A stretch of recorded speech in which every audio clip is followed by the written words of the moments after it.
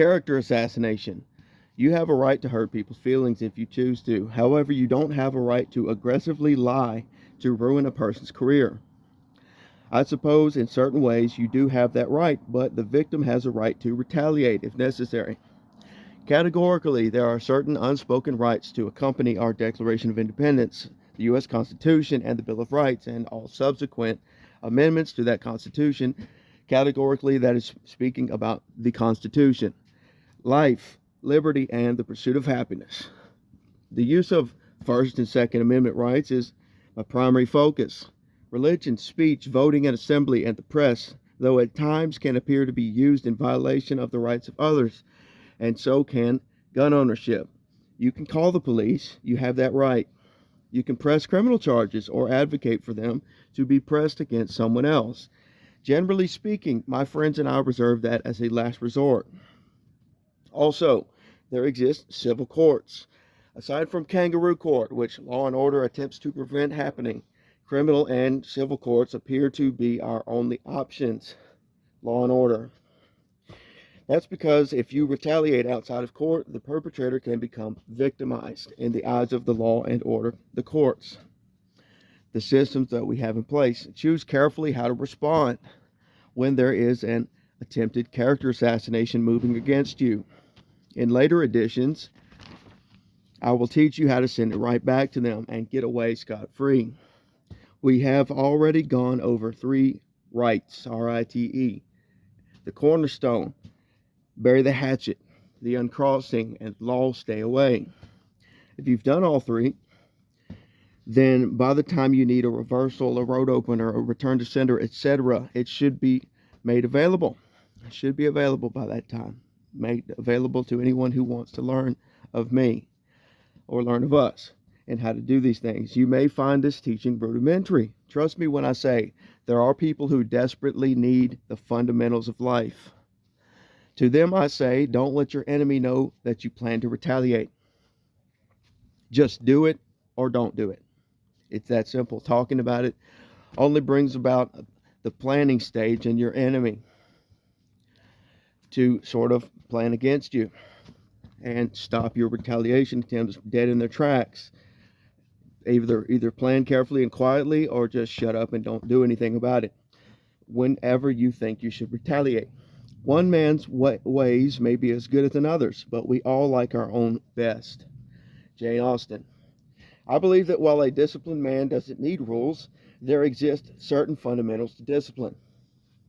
When your focus is on disciplines of mind, generally it's thought of as mentalism, dark psychology, religion, or philosophy. And I say, yes, it's all of this, and it's politics. Would that I could jump ahead. My higher-ups won't approve. My higher-ups won't approve. With that being said, let's talk. That's right, my higher-ups, they will not approve if I jump ahead. Anyone holding office in this country should be capable of command.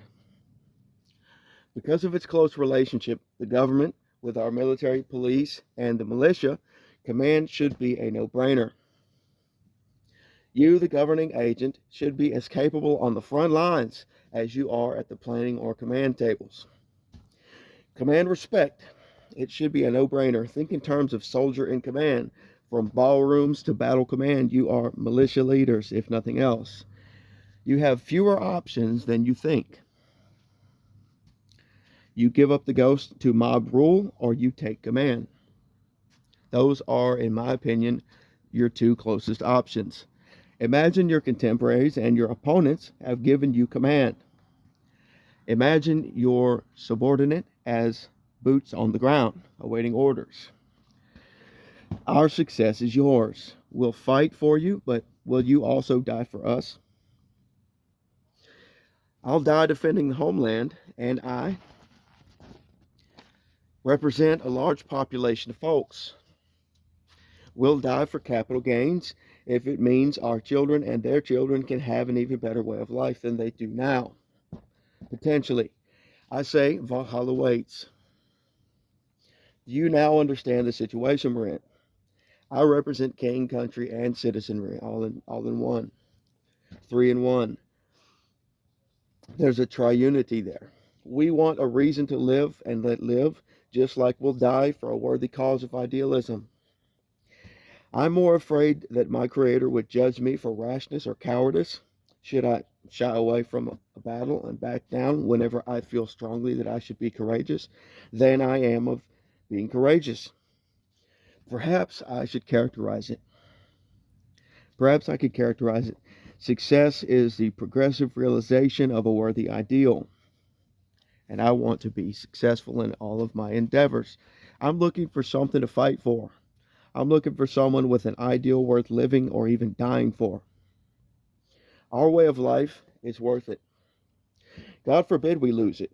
God forbid we should live or die for something unworthy of our time. As we have a limited amount of time here on earth, memento mori. That represents epic or catastrophic failure and not success. Do you now understand politics as I see them?